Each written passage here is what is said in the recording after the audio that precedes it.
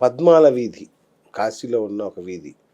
దీని గురించి నిజంగా నాకు కూడా ఎప్పుడు వినలేదు, కనలేదు. కానీ మీ నుంచి తెలుసుకోవడమే. పద్మాల వీధి ఒకటి ఉంది అని గూగుల్ సెర్చ్ చేసినా కూడా నాకు దొరకలేదు దీని గురించి విశేషాలు. ఇంతకు ఏంటి ఆ వీధి ప్రత్యేకత? కాశీలో కబీర్ చౌరా ఆ, కబీర్ చౌరా అని ఒక వీధి ఉంది, ఓకే. ఒక చౌరస్తా. ఆ చౌరస్తా లేకపోతే పద్మాల వారి వీధి అని ఒకటి కనిపిస్తుంది. ఉమ్, ఆ వీధిలోకి మనం ప్రయాణం మొదలు పెడుతూనే ఆ వీధి మొదల్లో ఒక పెద్ద శిలాఫలకం కనిపిస్తుంది. దాదాపు 40 మంది పేర్లు, ఉమ్, వాళ్ళ అవార్డులు, వాళ్ళ రివార్డులు, వాళ్ళ ఇంటి నెంబర్లుతో సహా దాంట్లో ఉంటాయి. ఓకే. వాళ్ళంతా కళాకారులు, వాళ్ళంతా పద్మశ్రీ, పద్మభూషణ్, పద్మవిభూషణ్ పొందినటువంటి వ్యక్తులు ఒకే వీధిలో ఉండడం చాలా అద్భుతం. బా బా బా. ప్రపంచంలో ఎక్కడా అరుదు కదా. ఇటువంటి వీధి కనపడుతుంది. అవును. దీన్ని పద్మాల వారి వీధి అంటారు. మనం ఎంటర్ అవుతూనే మనకు పెద్ద శిలాఫలకం కనిపిస్తుంది. ఓకే. ఒక వీధిలో 40 మంది పద్మాలు పొందిన, అవార్డులు పొందినటువంటి వాళ్ళు ఉంటే, బిస్మిల్లా ఖాన్ భారతరత్న, పండిట్ రవిశంకర్ భారతరత్న, ఇంకా మిగతా పద్మాలు పొందినటువంటి వ్యక్తులు కాశీలో ఎంతమంది ఉంటారు? దీన్ని కూడా సమగ్రంగా పరిశోధన చేస్తే ఇంకా చాలా గొప్ప గొప్ప విషయాలన్నీ కూడా మనకు ప్రేక్షకులకు తెలుస్తాయి, భక్తులకు తెలుస్తాయి. సో గురుగారు, కాశీలోని బ్రాహ్మణుల్లో పాండాస్ అని ఒక తెగ, అంటే ఒక వర్గం ఉంటుందని విన్నాను. వాళ్ళు కొంచెం చాలా అనేక ప్రత్యేకతలు ఉంటాయి వాళ్ళకని కూడా విన్నాను. ఏంటి అసలు ఈ పాండాస్? పాండాసు కొంచెం రఫ్గా ఉంటారు. వీళ్ళు బ్రాహ్మణులే, అయితే వీళ్ళలో ఏంటంటే ఇంకా ఇప్పుడు కొంచెం మార్పు వచ్చిందేమో, కానీ పాతకాలంలో ఇంకా కొంచెం రఫ్గా ఉండేవారు, కొంచెం గుండా టైప్. అచ్చా, బ్రాహ్మణుల్లో గుండాలు ఉంటారా? అక్కడ నార్త్ ఇండియాలో పాండాస్ అంటారు. వీళ్ళలో 3 వర్గాలు ఉన్నాయి. ఒకటి పాండాస్, 2 తీర్థ పురోహితులు, 3 ఘటియాలు అని.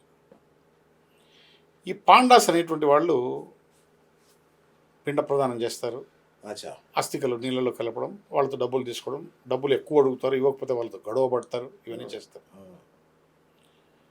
తీర్థ పురోహితులు మనం ఘాట్లలో ఒక వెదురు ఛత్రం ఉంటుంది, ఇది గొడుగు, వెదురు గొడుగు.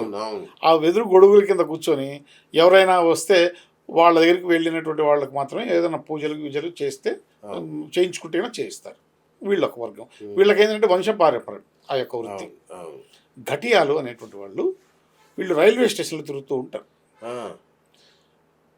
రైలు వస్తూనే భక్తులు దిగుతారు కదా, భక్తులు రిక్వెస్ట్ చేస్తారు, మీకు అన్నీ మేము చూపిస్తాం రండి అని చెప్పేసి వాళ్ళను ఎట్లా కొట్ట బుట్టలో వేసుకొని రిక్షాల్లో ఎక్కించుకొని తీసుకొచ్చి మొత్తం కాశీ అది చూపిస్తాం, ఇది చూపిస్తాం, ఘాట్లను చూపిస్తాం అని చెప్పి వాళ్ళని బురడి కొట్టించి మొత్తం వ్యవహారం చేస్తుంటారు. సో వీళ్ళు ఘటియాలు. వీళ్ళల్లో అందరిపై కంటే కూడా ఈ పండాస్ కొంచెం డిఫరెంట్ క్యారెక్టర్. చాలా డిఫరెంట్. వీళ్ళకు కరసాం వస్తుంది, వీళ్ళు ఫైల్మాన్లు ఉన్నారు వీళ్ళల్లో. ఎప్పుడు వెదురు కర్ర ఒకటి పట్టుకుంటారు, ప్రొడ్యూసం కదా, పట్టుకుంటారు, బాంగు తాగుతారు. వాళ్ళంతా డిఫరెంట్ కల్చర్. ఇంకా గయాలో అయితే చాలా భయం వేస్తుంది వాళ్ళతో మనం ఆర్గ్యుమెంట్ చేయాలంటే. ఆ విధంగా వాళ్ళు మనకులో భక్తితో మనం పోతే మన మనస్సు అంతా కకావికలం చేసేస్తారు డబ్బు కోసం. సో అది ఆ వ్యవస్థ మారలే. అది మహాత్మా గాంధీని కూడా వాళ్ళు పీడించారు. అవునా? మహాత్మా గాంధీని నువ్వు నరకానికి పోతావని శపించారు వాళ్ళు. ఎందుకంట అట్లా చేశారంటే ఆయన గాంధీ గారు వాళ్ళకి డబ్బు ఇవ్వలేదు. ఆయన అందరి దగ్గర తీసుకెళ్ళి స్వాతంత్ర ఉద్యమం చేసి 12 మార్లు గాంధీ గారు కాశీకి తిరిగి వెళ్ళారు. వెళితే 1-2 మార్లు ఇటువంటి సంఘటనలు ఆయనకు కూడా ఎదురైంది. సో ఆ విధంగా పండాలు కొంచెం డిఫరెంట్ క్యారెక్టర్ మనకు కనిపిస్తారు. ఇప్పుడు కొంచెం మార్పు వచ్చింది. మీరు కూడా మెల్లగా గాంధీ గారి దగ్గరలో ఉన్నారు. 9 అయిందా? అట్లాగే అన్నగారు అక్కడ ప్రత్యేకత ఒక జానపద వర్గం ఉంటుంది, బిరహ అని ఉంటుంది. ఏంటి దాని బిరహ ప్రత్యేకత ఏంటి అసలు?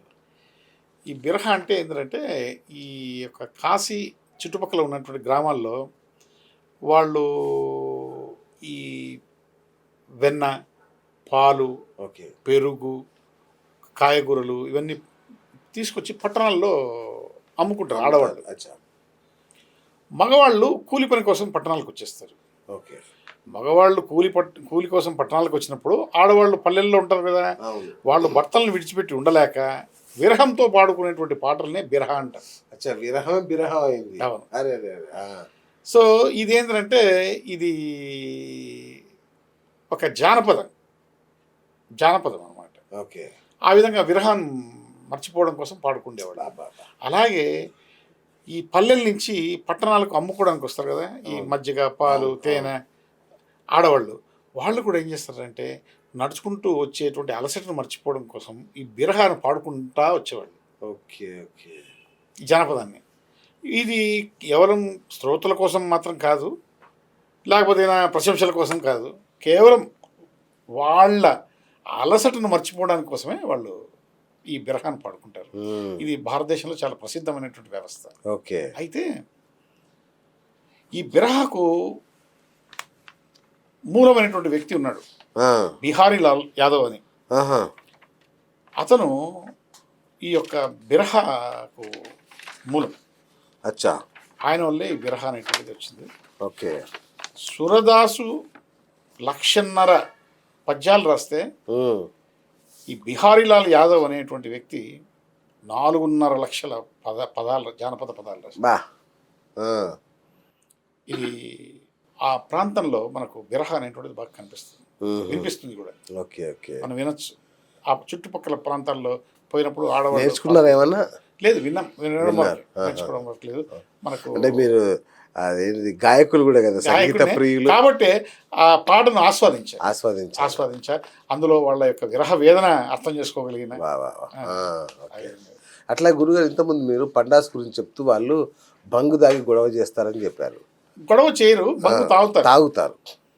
ఇక్కడ ఎట్లాగో రౌడీలే కదా, గొడవ చేయకుండా ఎలా ఉంటారు? దీని పేరు బంగ్ కాదు, బాంగ్. ఓకే, బాంగ్. రైట్. మన తెలుగులో గుడుంబా అని దొరుకుతుంది, అది కాదు. ఇది గంజాయికి పుట్టిన ఇద్దరు పిల్లలు అనుకోండి. ఓహో. గంజాయికి పుట్టిన ఇద్దరు పిల్లలు, ఒకటేమో బాంగ్, ఒకటేమో గంజాయి. అచ్చా. కానీ ఈ గంజాయి ఈ బాంగ్ నీకు ఆ పంచక్రోషి అంటే ఈ కాశీ చుట్టుపక్కల ఎక్కడే కానీ పండదు, ఎవరు పండించరు. కానీ బాంగ్ తయారు చేసేవాళ్ళు కాశీలో ప్రతి వీధిలో మనకు కనిపిస్తారు. ఎందుకంటే వాళ్ళు బాంగును విశ్వనాథుడికి నైవేద్యంగా సమర్పించి వీళ్ళు కూడా నైవేద్యంగా స్వీకరిస్తారు. ముఖ్యంగా ఈ శివరాత్రి నాడు నీకు ప్రతి అంగడి ముందర ఉచితంగా ఇస్తారు ఈ బాంగును. అయితే ఈ బాంగులో ఒక తమాషా ఉంది. దీన్ని ఎట్లా ప్రిపేర్ చేస్తారు, ఏంటి, ఎట్లా చేస్తారు? అవును. ఇదేంటంటే ఈ ఆకులను రాత్రంతా నానబెడతారు. ఓకే. పొద్దున తీసి బాగా నూరుతారు. ఇవి మిరియాలు వేసి నూరుతారు. నూరితే ఇంత పెద్ద ఉండ అవుతుంది. ఆ ఉండను చిన్న చిన్న ఉండలుగా తయారు చేస్తారు. రసగుల్లా ఉందిగా, రసగుల్లమైన చిన్న చిన్న ఉండలుగా తయారు చేస్తారు. చేసి గసగసాలు పాలల్లో మిక్స్ చేసి పాలను బాగా మరిగించి చల్లార్చిన తర్వాత ఈ యొక్క చిన్న ఉండలను దాంట్లో వేస్తారు. వేసి ఈ ఆక్రోటు, బాదాము, కిస్మిస్ ఇలాంటివన్నీ కూడా కలిపేసి ఇది చేస్తారు. చేసి దాంట్లో రోజ్ వాటర్ కూడా కలుపుతారు.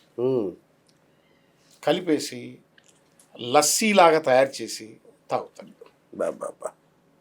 అయితే ఈ భాంగ్ ఋతువును బట్టి మారుతూ ఉంటుంది ప్రిపరేషన్.